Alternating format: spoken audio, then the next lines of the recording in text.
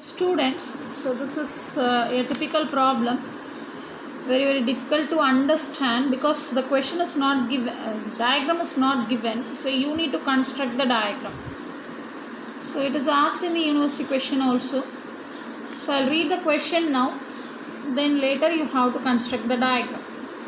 In an epicyclic gear train, the internal wheels A and B and the compound wheels C and D rotate independently about the axis O.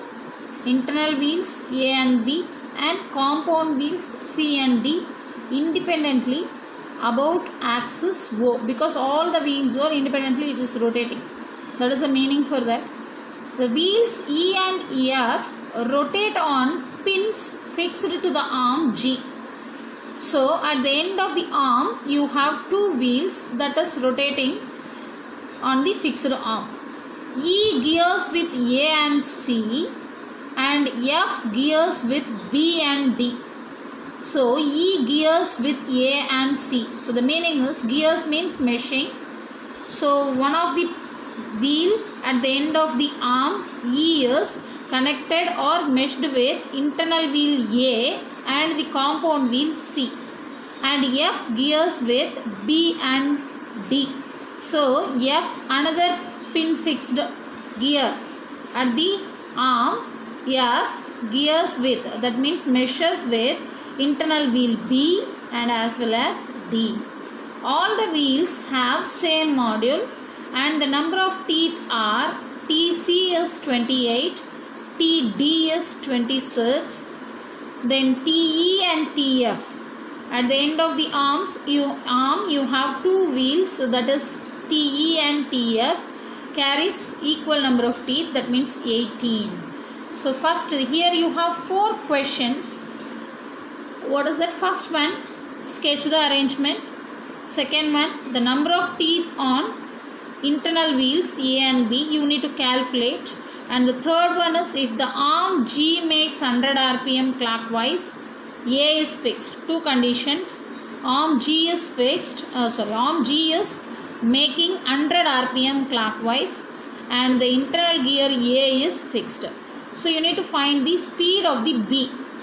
And same way, fourth question, if the arm G makes 100 rpm clockwise, wheel A makes 10 rpm counterclockwise. In the third question, A is fixed. Here A is making 10 rpm counterclockwise. So find the speed of the wheel B. So the first question, sketch the arrangement. So how can you draw the arrangement? Here two internal wheels is two gears C and D.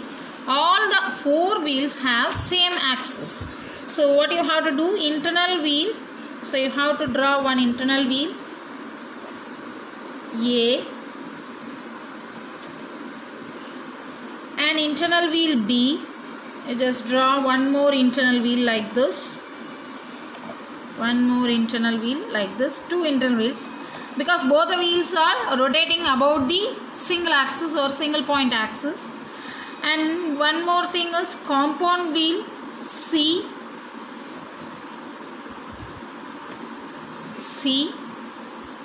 Just make it like this.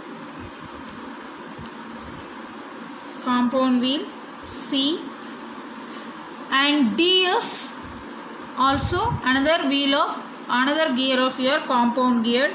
D is smaller than C because C has 28 teeth, D has 26 teeth. So the inner wheel is your D, outer wheel is your C. So now name the wheels first. So A and B. So A is, I am taking A as outer, B as internal gear B, second wheel, and C and D. So this is your axis with respect to axis O, C and D. So which is C, which is D? C has 28 teeth. So the outer wheel is your C, inner wheel is your D. And now come for that E and B, pins fixed to the arm. So now I am taking the arm. You need to draw the arm now. So the arm carries again two wheels. The two wheels also as that 18 number of teeth. The size is same, but the meshing is different. So first E gears with A as well as C. So this is your C gear and this is your A gear. So you have to take that in between these two, the radius.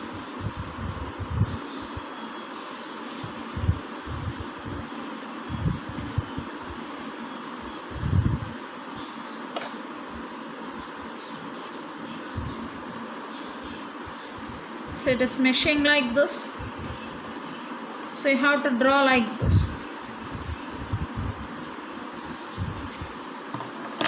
So this is your gear.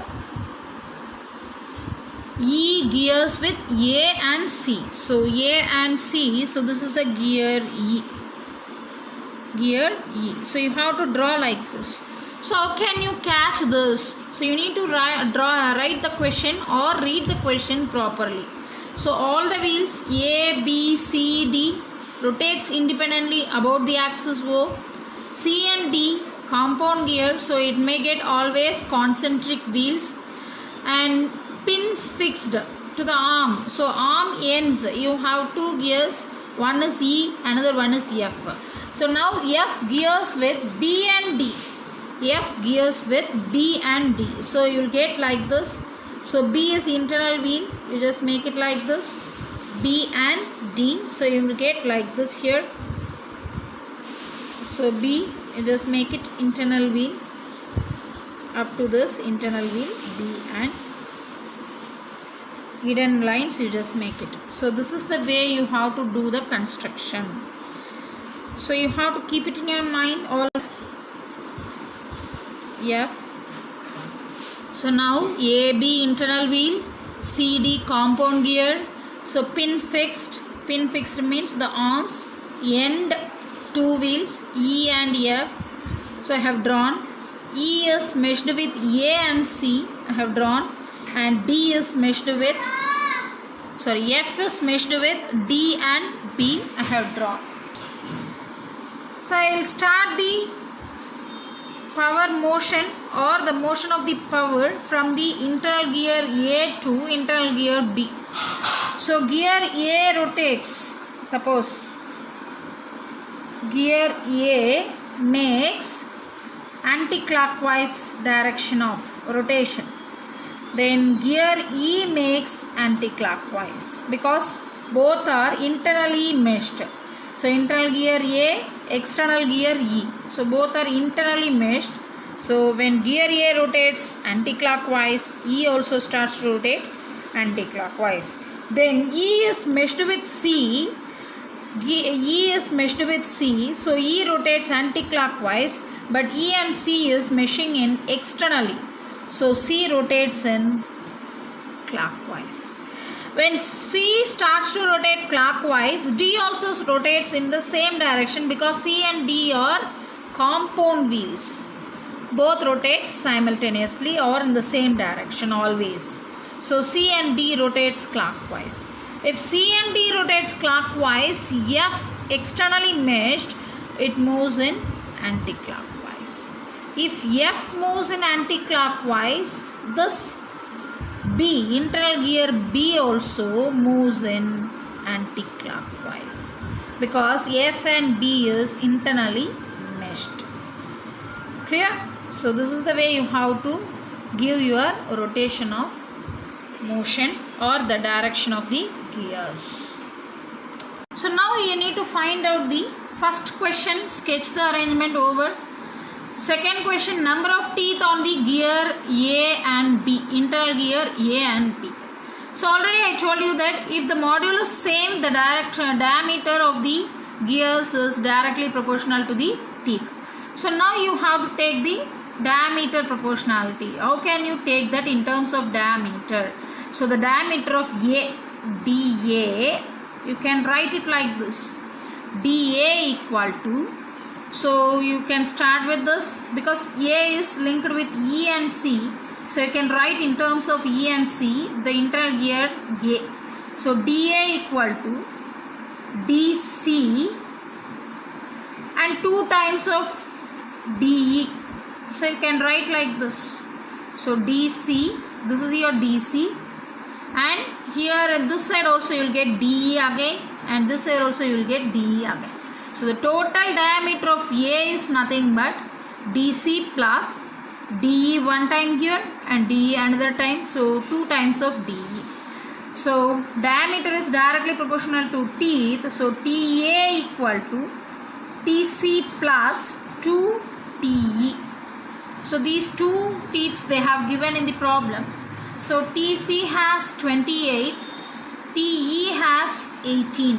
So TA equal to TC is 28 plus TE is 18. So 2 into 18. So you get that 4 teeth.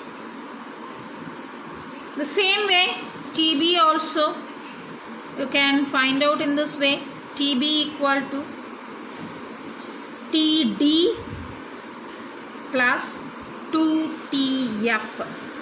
So you will get that TD is 26 plus TF is 18 again. 2 into 18. 2 teeth are less, so you will get that 62 teeth. Column method to find out the number of to find out the speed of the gear B for the given condition. So revolution of elements you can take it. Now you have to start from the arm. So conditions of motion. So just give like this. So you have to take arm always first. So arm is G. So give that arm G. Then I am taking that gear A first, because internal gear A I am starting. Gear A. Gear A meshing with gear E. So gear A meshing with gear E. Then gear E meshing with compound gear. DE, because it is a compound one. DC. It's not E. DC. Compound gear DC. Then compound gear DC over. Then D is meshing with F. So gear F. Then gear F is meshing with gear D. So like this, the motion, it should not be interrupted. You have to start from in to out or out to in. So you can start from B to A or A to B. You will get both the directions. You will get the same answer only. The directions may get changed. So now first condition, arm is fixed. And next column you have whatever the gear you have, that one makes +1 revolution. So gear A makes +1 revolution. So +1 indicates that anti-clockwise. So I am giving here arm is fixed 0. Gear A makes that +1 revolution. Now come for this gear E. So in the diagram, so when two gears mesh internally, gear A +1, then gear E also makes +1 revolution. Sorry, it's not +1. You have to write the train value. So train value in the sense, so the definition is teeth of the driver by teeth of the driven. So here the driver is A, driven is E. So you will get the TA by, you just make it here. So same direction, so give that plus TA by TE. So now if you are going for compound gear DC, so this particular one you have to take it as it is. This TA by TE you just take it in the same. The power starts where it starts. The total definition you need to add, but the direction comes based on your compound gear rotation. So in the diagram if you are seeing, E rotates plus, then CD rotates minus, that means clockwise. Clockwise means minus. Here minus TA by TE into, in this meshing, E is the driver. So E is the driver, TE, while writing the train value for compound gear DC. E is the driver, driven is, C is the driven, so you just give like this. So TA by TE into TE by TC. So you have to write like this. So now TE will get cancelled. So minus finally TA by TC you will get. So now come for gear F. Gear F in the sense you have here. So plus indicates that anti-clockwise rotation. So TA by TC is the short form of previous steps train value into now D is the driver. So TD. Driven is F. So TF. So plus indicates that anti-clockwise direction. Now TC and D is different, so you have to keep it as it is. So now come for gear B. So B and F is internally meshed, so you'll get the same direction of rotation. So give that TA by TC into TD by TF into, so now F is the driver and B is the driven. So you have to write like this. FF will get cancelled. Finally you will get that TA by TC into TD by TD. So this is the equation for gear B. So this is your first step. So if you make this one is correct, everything becomes easily. So next one, multiple X revolutions. That means simply you are adding the revolution in the same direction. So X revolutions. So 0 into X 0, plus 1 into X X, then X dot TA by TE, then minus X dot TA by TC, then X dot TA by TC into TD by TF, then X dot TA by TC into TD by TB. This is your second step. Then third step is add simply Y revolutions. Y revolutions, simply you just add plus Y plus Y plus Y. And now total motion. Total motion is nothing but adding second and third steps. So this is your first, second, third and fourth one. So second and third step you have to add Y, X plus Y. So Y plus X dot TA by TE, then Y minus X dot TA by TC, then Y plus X dot TA TD by TC TF, then Y plus X dot TA TD by TC TD. So these are all the equations. You can write like this now. NG from the tabular column, NG equal to Y, then NA equal to X plus Y, then NE equal to Y plus X dot TA by TE, then NDC compound gear DC equal to Y minus X dot TA by TC, then NF equal to Y plus X dot TA TC by TC TF, then NB equal to Y plus X dot TA TD TC dot TB. Third question answer it is. So third question, makes 100 RPM.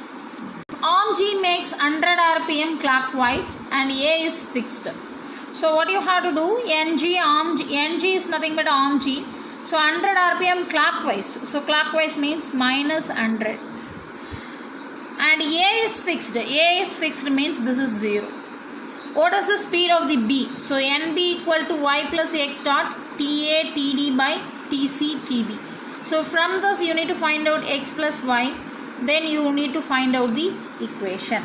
So now NG equal to minus 100. So if you are applying the Y value here, X equal to 100 RPM. So now apply in this equation NB equation. So NB equal to y is minus 100 plus x is 100. Then TA is internal gear A, first gear 64 into compound wheel TD, number of teeth on the D is 26 divided by TC is 28 into and TB is 62. So by simplifying this, you will get the speed of the gear B. So by solving this equation, you will get that NB equal to minus 4.15 RPM.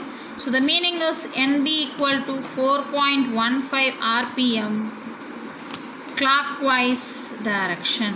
So this is your third question equation. If arm G makes 100 RPM clockwise, so that means NG equal to Y equal to minus 100 RPM and gear A makes 10 RPM. So NA equal to X plus Y. In previous condition we have given 0. Now here you have to give 10 RPM counterclockwise. So that means positive. So now by simplifying these two equations, so y equal to minus 100, so x minus 100 equal to 10 RPM. So x equal to 110 RPM. If you are solving this, now apply in this equation. So NB equal to minus 100 plus 110.64 into 26 divided by 28 into 62. So if the 5.4 RPM positive, so it means that anti-clockwise. So like this you have to complete your problem.